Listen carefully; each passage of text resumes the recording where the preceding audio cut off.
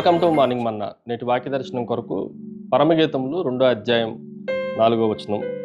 అతడు నన్ను విందుశాలకు తోడుకొని పోయెను, నా మీద ప్రేమను ధ్వజముగా ఎత్తెను. మరొకసారి ఉదయకాల సమయంలో దేవుని వాక్యంలో నుండి సొలొమోను భక్తుడు రాసిన పరమగీతాల్లో నుండి 4 ప్రాముఖ్యమైన సత్యాలు మనం గ్రహించాలి.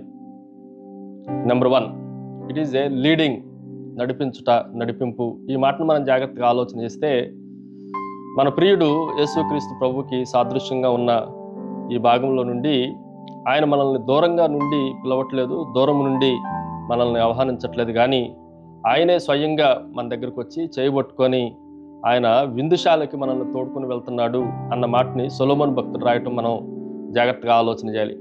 భయంకరంగా రద్దీగా ఉండే ఒక రోడ్డు మీద రెడ్ లైట్ పడినప్పుడు ఇటువైపు నుండి అటువైపుకి దాటి వెళ్ళాలి అని అంటే భయపడుతున్న పిల్లోడికి ఎలాగైతే తండ్రి చేయబట్టుకొని నడిపిస్తాడో, భయంకరమైన పాపపు లోకములో నుండి నిత్య జీవములోనికి మనల్ని నడిపించడానికి యేసుక్రీస్తు ప్రభువే చేయబట్టుకొని నడిపించాడు, ఆయనే లీడ్ చేశాడు అన్న విషయాన్ని మనం గ్రహించాలి.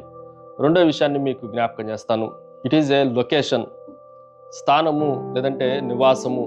ఈ మాటను కూడా మనం జాగ్రత్తగా ఆలోచన చేస్తే మనల్ని బాగా భయంకరమైన ఆకలి అవుతున్నప్పుడు ఎక్కడో ఆ ప్రక్కన కూర్చొని తినటానికో లేదంటే ఎంగిలి ఇస్తర్లు పడవేసినప్పుడు అందులోది తినటానికో దేవుడు మనల్ని పిలవలేదు, కానీ ఆయన మనకిచ్చిన స్థానము మనల్ని విందుశాలకి తీసుకొని వెళ్ళిపోయి ఒక రాజరికపు విందు దగ్గర, రాయల్ బ్యాంక్వెట్ దగ్గర మనల్ని కూర్చోబెట్టి ఆయనే తినిపిస్తున్నట్లుగా దేవుని వాక్యంలో నుండి మనం ఆలోచన చేయొచ్చు. మన స్థానము ఆయన ఉన్నతమైన శిఖరము అన్న విషయాన్ని ఈ ఉదయకాల సమయంలో మనం గ్రహించుకోవాలి. మూడో విషయాన్ని మీకు జ్ఞాపకం చేస్తాను. ఇట్ ఈజ్ ఏ లిబర్టీ, స్వేచ్ఛ, స్వతంత్రత. ఈ మాటను కూడా మనం జాగ్రత్తగా ఆలోచన చేయాలి. విందుశాలకు ఎవరు ప్రవేశిస్తారు అనంటే దాసులైన వారికి కానీ లేదంటే ఇంటి వెలుపలతో ఉన్న వారికి కానీ విందుశాలలోనికి వచ్చే అవకాశం లేదు. కుమారులకి కుమార్తెలకు మాత్రమే ఈ అవకాశం ఉంది.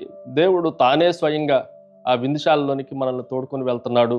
కాబట్టి మనము దేవుని కుమారులంగా, రాజులైన యాజక సమూహముగా దేవుని విందుశాలలోనికి ప్రభు మనకిచ్చే ఆ భోజనాలన్నిటినీ, ఆ గొర్రెపిల్ల వివాహ మహోత్సవపు విందులోనికి దేవుడు మనల్ని పిలుస్తున్నాడు అన్న విషయాన్ని కూడా మనం జాగ్రత్తగా ఆలోచన చేయాలి. Finally it is a label, గుర్తింపు.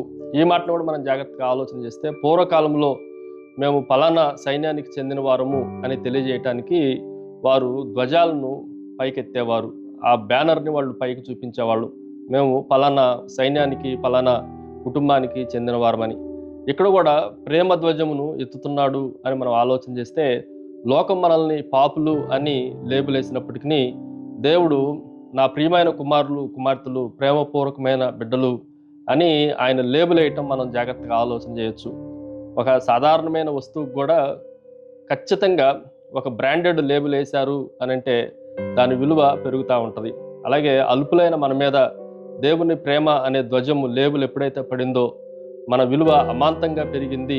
మనము దేవుని దృష్టిలోను లోకం దృష్టిలోను విలువైన వారంగా కనిపిస్తున్నాము అన్న సత్యాన్ని ఈ ఉదయకాల సమయంలో మనం గ్రహించాలి. ప్రార్థన. సకల ఆశీర్వాదములకు కారణభూతుడు తండ్రి, పనికిమాలిన మమ్మల్ని ప్రేమకు పాత్రులుగా చేసి మీరిచ్చిన అత్యధికమైన విలువను బట్టి, గౌరవాన్ని బట్టి మిమ్మల్ని స్తుతిస్తూ యేసు నామమున అడిగి వేడుకొంచున్నాం తండ్రి.